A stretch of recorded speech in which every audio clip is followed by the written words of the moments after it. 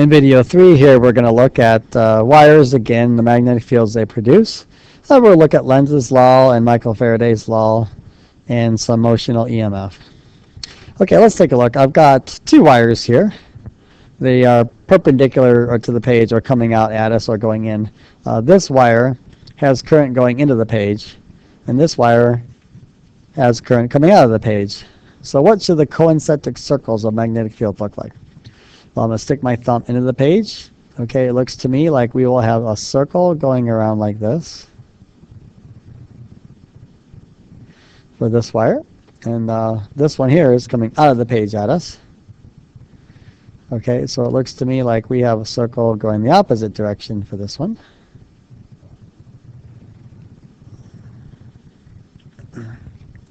So let's take a look at 3 points in here. We'll have a point right here, a point here, and a point on this side.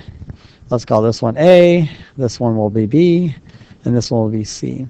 So what are we going to be doing in terms of figuring out the magnetic field resultant at each position here? Well, at point B, it looks like I've got something going downwards toward the bottom of the page here because of this one, and downwards because of this one here. If we call this one magnetic field 1 and this one magnetic field 2, it looks like I will have a negative 1. Okay, in other words, well, let's call that, B sub 1. That'll be better to call it that. Okay, and let's call this one B sub 1 and this one B sub 2. So it looks like I'll have a negative B1 plus a negative B2. Okay, for position B. Okay, now what about C here? Well, I've got this circle going upwards here, and let me check this one around here. If I make this one a really big one, it looks to me like I've got something going up here. So this is a positive B1, and this one here looks like it would be coming down at that position there. So that'd be a minus B2. So that'll be a subtractive situation over there. Now let's go over to position C. It looks like I've got a positive B2 here, and then this one's going to come around there and then be a negative B1. So that's how I would handle the vector addition at those positions right there. But remember that each time the circle comes around, it will be perpendicular at all of those points. So it's just a matter of adding them together, okay, very quickly. So that doesn't look too bad. Could be able to handle that pretty easily. What about dealing with Lenz's Law and all those other things? Here we get a little bit more complicated. I've got a wire coil wrapped around here where there's a current actually flowing through, and then I have a secondary coil that's receiving the magnetic field in this case. So according to Lenz's Law, if there's a change in flux, the current generated will be caused so that the change in flux will be opposed. All right, so let's see what's going on here. So when I connect this switch, there's a variable resistor. Let's keep that constant at the moment. So I connect this switch. We indeed will start current going around in this direction by the looks of it. So it's going this way and around. Okay, that's going to start generating magnetic flux upon this coil. But what direction is it? Okay, well, let me take my wire here like this. I'm putting my thumb in the direction of the current here. It looks to me like I've got a loop going around like this. Let me complete it on that side. So thumb. So it looks to me like magnetic north is going to be here. The magnetic south is going to be here. So what that means is we are causing flux to increase in this direction, okay, in this coil here. So therefore I need to oppose that flux. So I'm going to take my fingers and I'm going to stick them in this way. So I'm doing that right now, and I'm going to close. It looks to me like the current in this one will be going in the opposite direction here.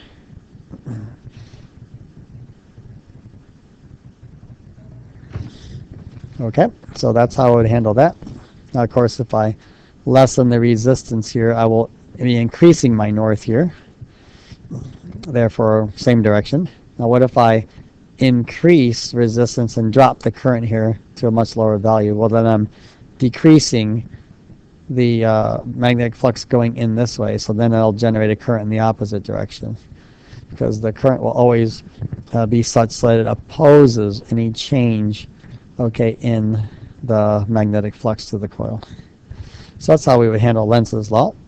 What about Michael Faraday's law of electromagnetic induction? Well, the EMF, or the voltage generated, is always equal to the negative change in flux with respect to time. So in this case here, I've got a circle going like this, and I've got flux going through the loop like this. Let's say that thing now rotates in this direction, such that the flux going upwards, okay, is now being decreased. So what I need to do is stick my fingers into the center of the circle and point them upwards to replenish that flux, and then I'll close, and my thumb is pointing to the right. So it looks to me like the current will then be flowing around in this direction here like this. Of course, when the loop gets to the very top, there'll be no flux, and then we'll be seeing an increase in that. So then we'll see that flux has got to go in the opposite direction, or the current has to go in the opposite direction. So as this thing turns around, you'll get current going in this direction, then this direction, then this direction, and this direction, as it keeps turning around and around and around and around. So essentially we have maximum flux here. When it reaches vertical, there'll be no flux, and then it's going to be increasing flux again. So we'll have to have that current keep going back and forth. So our differential expression here, could be, in this case, it would be d cosine theta dt. So the rate of change of the cosine of the angle versus time. We could also change the area of it, so then that would be dA dt, and everything else is constant. Or we could be changing magnetic field, so that would be dB dt. So one of these three variables will be changing, okay, in our flux in order for us to have a change in flux per time. All right, and lastly, what about motional EMF? So if I have a bar and I am, pulling in this direction with some velocity, I'll put a vector head on that. My equation then for the electromotive force or voltage generated is going to be VBL. And let me put a velocity vector on that. So in this case, B is our magnetic field again. L is the length here. Okay. So again, length L is going to then be from here all the way to the top of this here. Okay, and let's calculate the voltage for this, so in the direction of it. So if I take my fingers and point it to the right in the direction of the velocity, I will then wrap my fingers into the board, and my thumb is now pointing upwards. So then I've got a positive and negative here. So that means my current's going to be flowing this way around. And the value of the voltage is going to be my velocity multiplied by that length, multiplied by the magnetic field. Okay, so that's how that would work. And if you put a resistor in here, let's just call that resistor R, our current then is just going to be that VBL, okay, divided by that resistor, because current is voltage divided by resistance. Okay, and what else, can we talk about? If we apply the change in flux here, what's going to happen is as this is increasing, our expression then is a dA dt, a rate of change of area.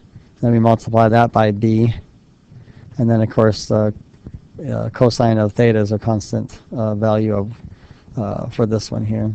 Okay, because we are the field is parallel to the normal to this area surface here. So what do we got then?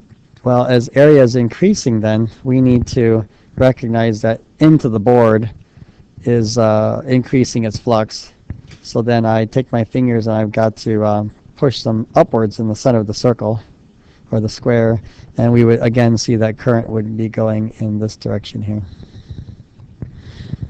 Okay, so that's how we kind of handle all of this stuff here.